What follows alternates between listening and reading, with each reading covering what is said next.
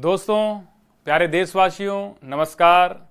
मैं श्याम रंगीला कॉमेडियन हूं और आज आपसे मन की बात करने आया हूं। आप सबके मन में सवाल है कि जो हम न्यूज़ में सुन रहे हैं, क्या श्याम रंगीला ये सत्य बोल रहा है?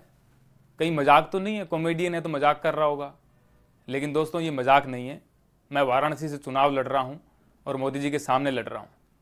दोस्तों, आप सोच रहे होंगे कि यार इसकी क्या ज़रूरत पड़ी, श्याम रंगीला वहाँ क्यों चुनाव लड़ रहा है? मोदी जी हैं, वो तो प्रधानमंत्री हैं। तो दोस्तों, भारत का लोकतंत्र जो है उसमें कोई भी चुनाव लड़ सकता है और मैं जो चुनाव लड़ रहा हूँ उसका भी एक कारण है।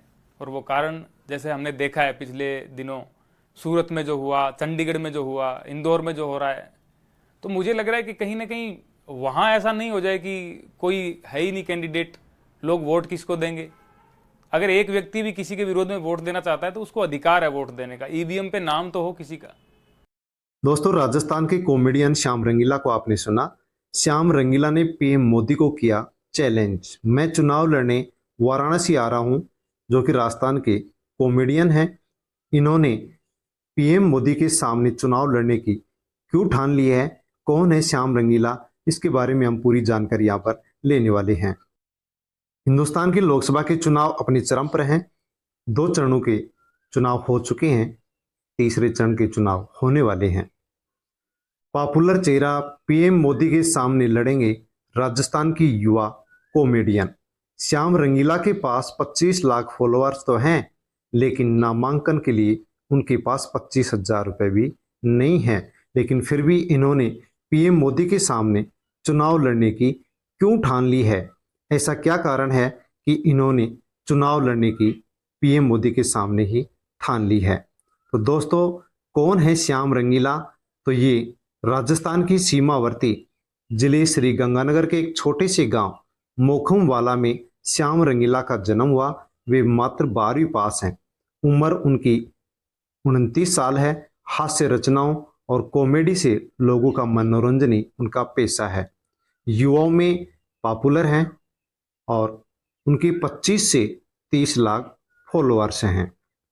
दोस्तों, 73 साल के मोदी के सामने उतरेंगे 29 साल का राजस्थानी युवा जो कि कॉमेडियन है श्याम रंगीला।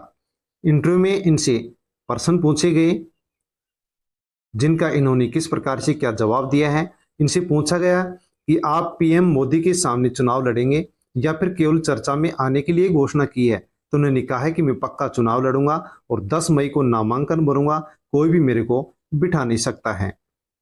फिर पूछा गया इनसे कि आपने वाराणसी को ही क्यों चुना, केवल पीएम के सामने अपना नाम लाने के लिए ऐसी घोषणा की है? तो उन्होंने कहा कि नहीं, मैं ये बताना चाहता हूं कि बीजेपी या पीएम सभी को बिठा सकते हैं, लेकिन मेरे को नहीं बिठा सकते, अर्थात मैं नहीं बैठूंगा।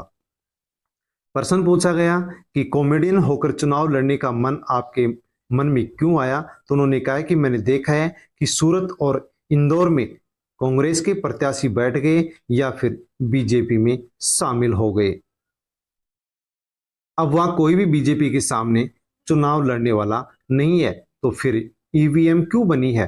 तो मेरा मकसद है कि यदि वाराणसी में भी सबको बैठा दिया जाएगा तो वहां पर मैं पीएम मोदी नरेंद्र मोदी के सामने खड़ा रहूंगा और चुनाव लड़ूंगा। प्रश्न पूछा गया कि आप तो वाराणसी की वोटर नहीं है, फिर आपको वोट कौन देगा? तो उन्होंने कहा कि मैं भारत का नागरिक हूं, कहीं से भी चुनाव लड़ने का मुझे अधिकार है, सभी को अधिकार है और वोट की मुझे कोई भी परवाह नहीं है। पूछा गया उनसे कि आप तो क्राउड फंडिंग से नामांकन के भी 25,000 रुपये जुटाएंगे, जमानत जब्त हो गई तो फिर क्या करेंगे? तो उन्होंने कहा है कि जमानत जब्त होगी तो भी 25,000 रुपये मोदी की जेब में तो नहीं जाएंगे, अर्थात चुनाव आयोग के पास जाएंगे, जो कि देश के काम आएंगे। तो दोस्तों, इस प्रकार से राजस्थान के कॉमेडियन श्याम रंगीला ने पीएम मोदी नरेंद्र मोदी के सामने वाराणसी से चुनाव लड़ने की ठान ली है।